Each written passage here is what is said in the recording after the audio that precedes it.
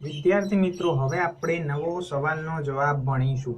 બરાબર, હવે આપણે નવો સવાલનો જવાબ ભણીશું. બહુ જ સહેલો છે, ધ્યાનથી જુઓ અને સમજવાનો પ્રયત્ન કરો. સવાલ શું છે? ભૌતિક વિજ્ઞાનમાં કયા કયા સંરક્ષણના નિયમો મળે છે? આ નિયમો લખો. બરાબર, ફરી સવાલ વાંચું. ભૌતિક વિજ્ઞાનમાં કયા કયા સંરક્ષણના નિયમો મળે છે?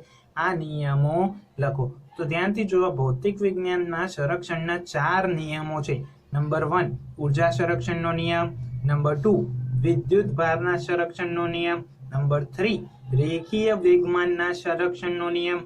નંબર 4 કોણીય વેગમાન સંરક્ષણનો નિયમ.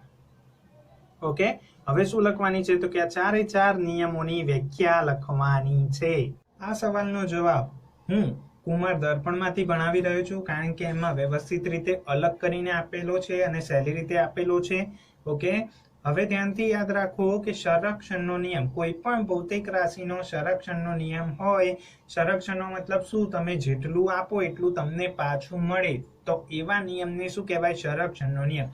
ફરી વાત કરું, કોઈ પણ ભૌતિક રાશિનો સંરક્ષણનો નિયમ હોય તો શું યાદ રાખવાનું? તમે જેટલું આપો એટલું તમને પાછું મળે, તો એને સંરક્ષણ નો નિયમ કહેવાય, અથવા તો સંરક્ષણ થયું છે એમ કહેવાય. તો ચલો આગળ વધીએ સંરક્ષણના નિયમની વ્યાખ્યા તરફ. નંબર 1 ઉર્જા સંરક્ષણનો નિયમ શું છે?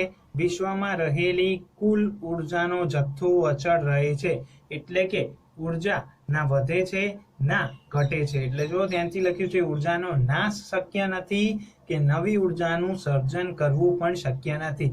એટલે કે જેટલી ઉર્જા છે એટલી ને એટલી જ રહે છે, એના મૂલ્યમાં કોઈ ફેરફાર થતો નથી. ધારો કે તમે કોઈ પણ પદાર્થને ઉર્જા આપો છો, તે ઉર્જાનું એક સ્વરૂપમાંથી બીજા સ્વરૂપમાં રૂપાંતર કરે છે, પરંતુ અથવા તો એ ઉર્જા ઉષ્મા ઉર્જા રૂપે વેડફાય છે, પરંતુ એ ઉર્જાનું વિનાશ થતું નથી. એટલે કે વિશ્વમાં રહેલી કુલ ઉર્જાનો જથ્થો અચળ રહે છે.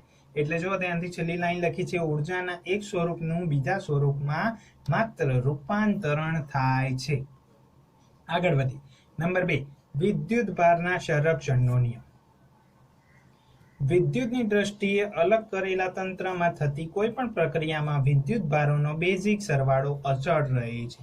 બરાબર, વિદ્યુત ભારોનો બેઝિક સરવાળો અચળ રહે છે, એટલે કે પ્રક્રિયા ચાલુ થાય પહેલા જેટલા વિદ્યુત ભાર હોય, પ્રક્રિયા પતે ત્યારબાદ પણ વિદ્યુત ભારની સંખ્યા એટલી જ હોય. એટલા માટે શું કહે છે? વિદ્યુતની દ્રષ્ટિએ અલગ કરેલા તંત્રમાં થતી કોઈ પણ પ્રક્રિયામાં વિદ્યુત ભારોનો બેઝિક સરવાળો અચળ રહે છે. ઓકે, તમે જેટલા સ્ટાર્ટિંગમાં આપ્યા હોય, તમને અંતે પણ એટલા જ વિદ્યુત ભાર મળે છે, જેને વિદ્યુત ભારના સંરક્ષણનો નિયમ કહે છે. આગળ વધીએ રેખીય વેગમાન સંરક્ષણનો નિયમ.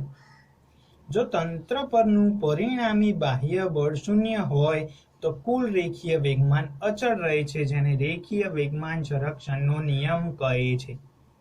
ઓકે, ખબર પડી જાય સુધી? એટલે કહેવા માંગે છે શું અહીંયા? કે આપણે 11માં આગળના ચેપ્ટરમાં એક સૂત્ર ભણીશું, F એટલે કે બળ બરાબર dp બાય dt. બરાબર, F બરાબર dp બાય dt. એટલે શું કહે છે? જો તંત્ર પરનું પરિણામી બાહ્ય બળ એટલે કે F શૂન્ય હોય તો તંત્રનું કુલ રેખીય વેગમાન એટલે કે P એ અચળ રહે છે. તેને રેખીય વેગમાન સંરક્ષણનો નિયમ કહે છે. ખબર પડી જાય? આ સૂત્ર તમારા માટે નવું છે, પરંતુ આપણે આગળના ચેપ્ટરમાં ભણીશું. એ જ રીતે છે સેમ નંબર 4 કોણીય વેગમાન સંરક્ષણનો નિયમ. જો તંત્ર પરનું પરિણામી ટોર્ક શૂન્ય હોય તો તંત્રનું કુલ કોણીય વેગમાન અચળ રહે છે. ટોર્ક ટાઉ એ પણ આપણે ભવિષ્યમાં ભણીશું. ટાઉ બરાબર સૂત્ર છે dl બાય dt. એટલે શું કહે છે? જો તંત્ર પરનું પરિણામી ટોર્ક ટાઉ શૂન્ય હોય તો તંત્રનું કુલ કોણીય વેગમાન અચળ રહે છે, જેને કોણીય વેગમાન સંરક્ષણનો નિયમ કહે છે. ઓકે, ખબર પડી જાય? તો આ હતા 4 સહેલા સંરક્ષણના નિયમો. કંઈ કન્ફ્યુઝન હોય તો પૂછી શકો છો, અથવા તો યુટ્યુબના કોમેન્ટ બોક્સમાં કોમેન્ટ કરી શકો છો. ધન્યવાદ.